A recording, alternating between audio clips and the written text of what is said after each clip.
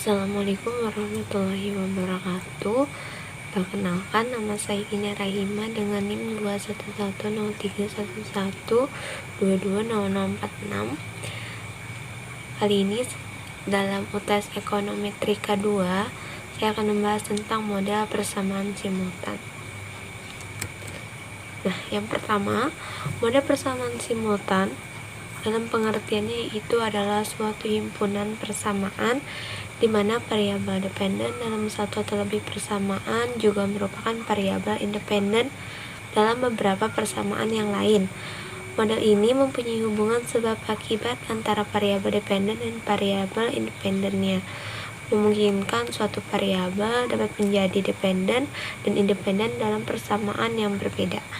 Ciri-ciri dasar dari model persamaan simultan itu termasuk adanya hubungan dua arah atau simultan antara variabel tak bebas dan variabel yang menjelaskan, serta terdiri dari lebih dari satu persamaan yang menggambarkan hubungan ketergantungan antara variabel bebas yang satu dengan yang lainnya. Nah, variabel dalam model persamaan simultan itu terbagi menjadi variabel endogen, yaitu variabel tak bebas, dan variabel eksogen, yaitu variabel bebas, yang memiliki peran ganda dalam model tersebut. Metode estimasi yang digunakan untuk model persamaan simultan termasuk metode kuadrat terkecil dua tahap, yaitu 2SLS, yang berguna untuk mengestimasi parameter pada persamaan struktural yang memiliki lebih dari satu nilai estimasi. Untuk model persamaan simultan, dalam persamaan simultan terdiri dari variabel endogen, yang adalah variabel nilainya ditentukan di dalam model. Lalu variabel predetermined adalah variabel yang nilainya sudah diketahui atau tidak ditentukan dalam model. Lalu variabel predetermined itu dapat berupa variabel eksogen atau variabel endogen sebagai variabel predetermined. Nah, ini contoh model persamaan simultannya, yaitu ada CT dan YT. Nah, variabel predetermined itu variabel yang nilainya ditentukan di luar model, yaitu ST. Kemudian variabel endogennya adalah variabel yang nilainya ditentukan dalam model, yaitu CT dan YT.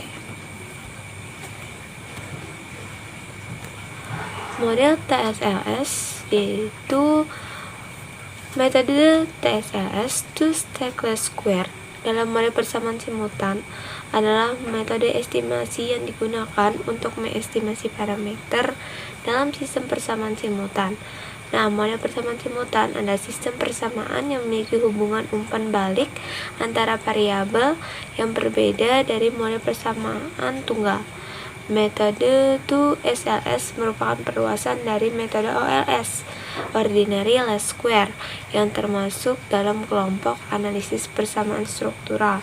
Tujuan dari metode 2SLS adalah untuk menghasilkan estimasi yang konsisten dan tidak berdampak oleh korelasi antara variabel bebas dengan galat.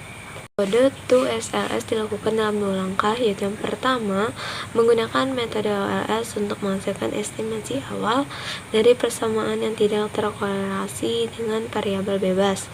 Lalu yang kedua, metode 2LS menggunakan hasil estimasi dari langkah pertama sebagai variabel exogenous, yaitu variabel yang tidak terkorelasi dalam metode OLS untuk menghasilkan estimasi final dari persamaan yang terkorelasi dengan variabel bebas.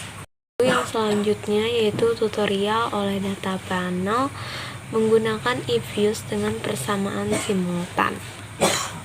Nah, ini untuk kerangka konseptual penelitian dari data yang saya ambil, yaitu berupa X1 pengeluaran per kapita, X2 penduduk, X3 pengangguran, X4 umur harapan hidup, dan X5 rata-rata lama sekolah.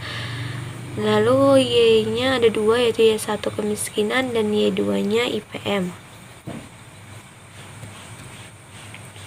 Nah, ini dia untuk persamaan kemiskinan. K itu terdiri dari X1, X2, X3, X4, X5. Lalu K kecil dari X1 X2, X3, X5 untuk persamaan kemiskinan dengan M-nya Y1 dan Y2. Jadi menghasilkan hasilnya identified, ya. Maka estimasi dapat dilakukan dengan 2LS. Untuk persamaan IPM sama, namun K kecilnya terdiri dari X1, X3, X4, dan X5, dan hasilnya juga sama, maka identified dan estimasi dapat dilakukan dengan 2SLS. Variabel endogennya yaitu Y1 dan Y2, dan variabel predetermine eksogennya yaitu X1, X2, X3, X4, dan X5.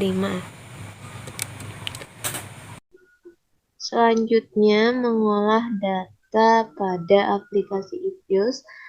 Yang pertama, setelah kita masuk pada aplikasi EViews, kita klik File, kemudian pilih New dan Move File. Nah, karena saya memiliki data panel, maka ini dipilih Balance Panel. Dimulai dari tahun 2017 dan tahun berakhirnya 2020. Lalu number of section-nya 22. Klik OK. Nah, karena ini datanya masih kosong, jadi kita edit dulu. Yang pertama kita klik Quick, lalu pilih Empty Group. Nah, data yang telah kita olah di Excel, kita copy, lalu kita salin pada EViews. Ini boleh klik Close, lalu delete yes saja. Selanjutnya, untuk mengetahui persamaan simultan, yang pertama Y1 yaitu kemiskinan, kita klik Quick, lalu Estimate Equation. Nah, metodenya kita pilih to stateless square. Kita isikan yang pertama Y1, Y2, X5. Nah, untuk instrumen, ini instrumen list diisi dengan variabel eksogennya, yaitu X1 sampai dengan X5. Klik OK. Nah, ini dia hasil untuk persamaan simultan Y1 yaitu kemiskinan. Kita bisa simpan dengan klik Paste, lalu nama simultan 1. Oke. Bisa close. Nah, untuk mengetahui persamaan simultan Y2 yaitu IPM, kita bisa langsung klik Estimate.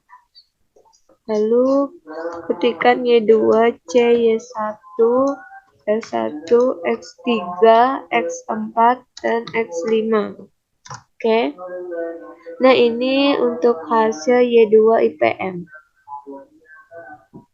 Bisa kita simpan juga dengan list name simultan 2. Oke. Nah, hasilnya bisa close dan selesai.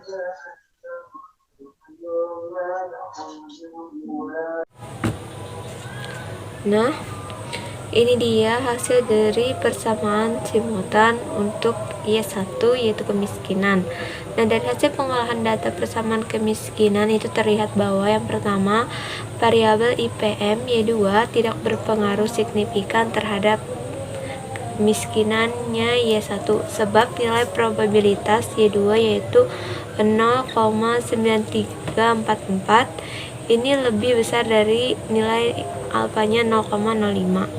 Lalu yang kedua, variabel pengeluaran per kapita X1 itu tidak berpengaruh signifikan terhadap kemiskinan sebab nilai probabilitasnya yaitu 0,9047, lebih besar dari 0,05.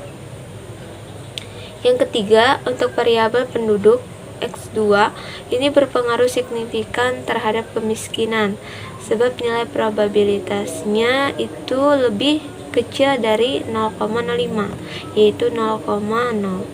Lalu yang keempat, variabel pengangguran X3 itu berpengaruh signifikan terhadap kemiskinan, sebab nilai probabilitasnya itu lebih kecil dari 0,05, yaitu 0,0369. Yang kelima, variabel rata-rata lama sekolah X5 juga berpengaruh signifikan terhadap kemiskinan, sebab nilai probabilitasnya itu lebih kecil dari 0,05, yaitu 0,0336. Yang keenam, untuk nilai R-square, persamaan ini itu sebesar 0,742527.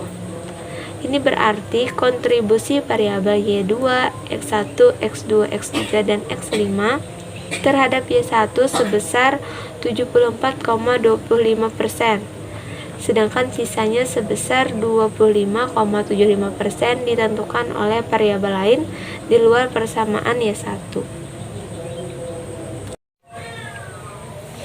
Untuk yang selanjutnya yaitu persamaan simultan IPM, Indeks Pembangunan Manusia.